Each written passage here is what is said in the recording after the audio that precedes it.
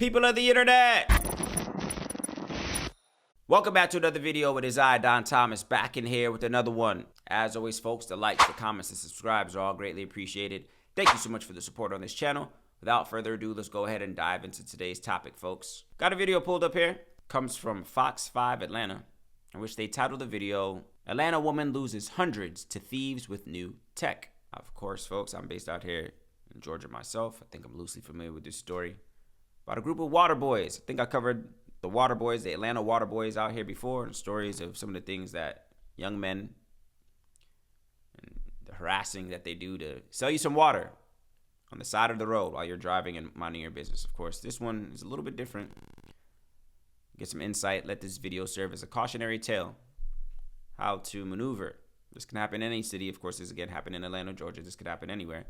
Let this video serve as a cautionary tale for all of us to use discretion when dealing with this new age crime, new age criminals, whatever you want to call it. Of course, I'll share my thoughts. I encourage you guys to share your thoughts down in the comment section below. Let's get into it. A local woman is warning others after some water boys scammed her out of hundreds of dollars by using new technology. The victim says they used a QR code to steal the money right out of her bank account. Fox 5's Deidre Dukes is live in downtown Atlanta, where, Deidre, you were able to speak to the victim. That's right, Christine. And these scams usually involve the water boy swindling a victim out of their money after handling their phones. But in this instance, we were told by this particular victim that the water boy never physically handled her phone. Instead, she said her money was taken after she scanned their QR code. The water boys hawking their wares at intersections around the city are notorious for preying on unsuspecting motorists, and they've apparently added a new high-tech tool to their arsenal. I normally never give when it comes to, people selling on the street, but in that moment I felt, I'll give these kids $5, but I didn't have any cash, so. This woman, who asks us not to show her face out of concern for her safety, is warning others after she says a water boy stole $800 from her bank account using a QR code in the area of Joseph E. Lowry Boulevard and I-20 in Atlanta on Monday. She did not hand the thief her phone nor input her security code or a dollar amount. She used her phone to scan the QR code on the teen's device. And Cash App usually has 3 methods of verification before any money is sent. It takes me putting in the amount, it takes me using my finger, the print on my phone, and then I have to put in a PIN code. None of those 3 verification methods were utilized. That were all bypassed, and $800 just taken out. If you don't see where this QR code is leading you to, it could be a scam. Dr. Rajiv Garg is a professor of information systems and operations management at Emory University. He tells Fox 5 such phishing scams are growing more common as the public becomes accustomed to the convenience of using QR codes and other technology. Garg says you should stick to trusted sources when making digital payments. If you are aware on these happen and how these happen a little bit more, then you are essentially becoming educated on best practices for transactions on the internet. This wife and mother thought she was helping some young men doing a day's honest work, but says next time she won't be so quick to trust. Technology is on another level these days, and cash can be just taken. Let's pause it right there, folks. An $800 mistake. Out of the kindness of this lady's heart, saw a group of water boys out here in Atlanta, Georgia, selling water on the side of the road. She figures, hey, why not? This one time, of course, give them a bit, $5. I don't have cash, so of course I'll use my phone with these new devices and technology. Unbeknownst to her, scans a QR code.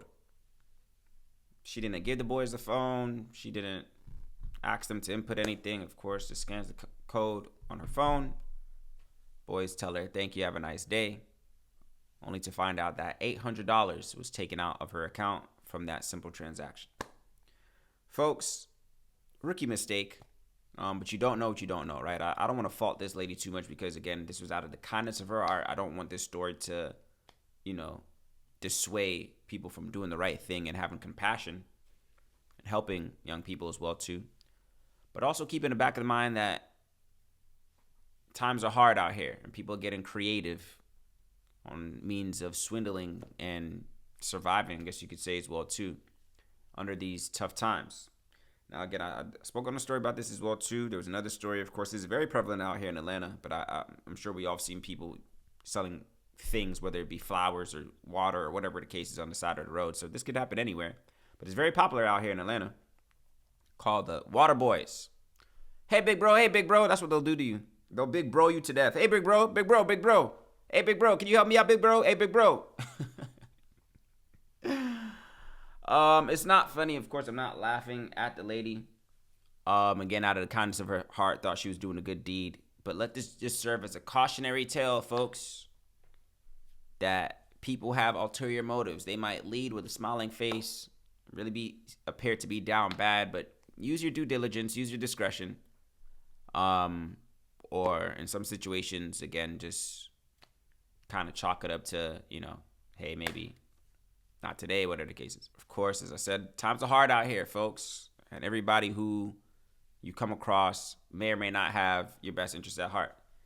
Now, I'm sure these young boys, of course, they're going to have some means. I don't know if there's going to be any justice served in the situation. But again, $800 this lady's short of what she originally intended to pay $5 for. Cost her $805 because she fell victim to the scams and the new technology that people are using to rob and steal from people. Right? It's sad. It's an unfortunate story, of course. Again, I don't want this story to be a tale of you feeling like you can't be compassionate and help other people in their time of need, whatever the case is. But again, just use your discretion, use your discernment, and protect yourself. Of course, there's preventative measures that we can implement for ourselves that can see to it that we don't fall victim to such scams, folks. And be mindful of those QR codes. QR codes, of course, is a form of technology. As you heard the one gentleman say, that can link you. You scan the code, and it links you to a whole nother platform online, whatever the case is. And of course, clearly this technology can, take information from your phone. It could, whatever the case is, it could lead you to a site that you think is legitimate. Whole time it's a scam meant to siphon your funds and information from your devices. So, are all QR codes bad? No, you just got to know the source in which they're going to. Make sure when you are scanning QR codes, that they're coming from a reliable source. Be mindful of where the platform is taking you once you scan the code, things of that nature. Of course, do your due diligence. I know some of us are more tech savvy than others, and it's not even old or young, whatever the case is. Again, the tactics out here are getting a lot creative. There's a lot of high-end tactics out here that people may or may not be aware of, and I know these QR codes are definitely one of them.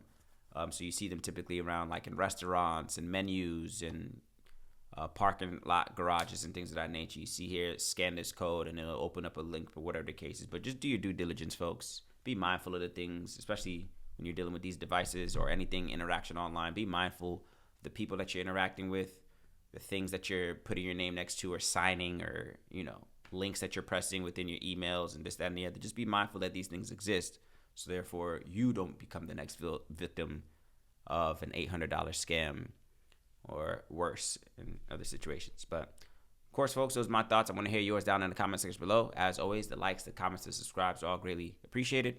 I will catch you guys on the next one.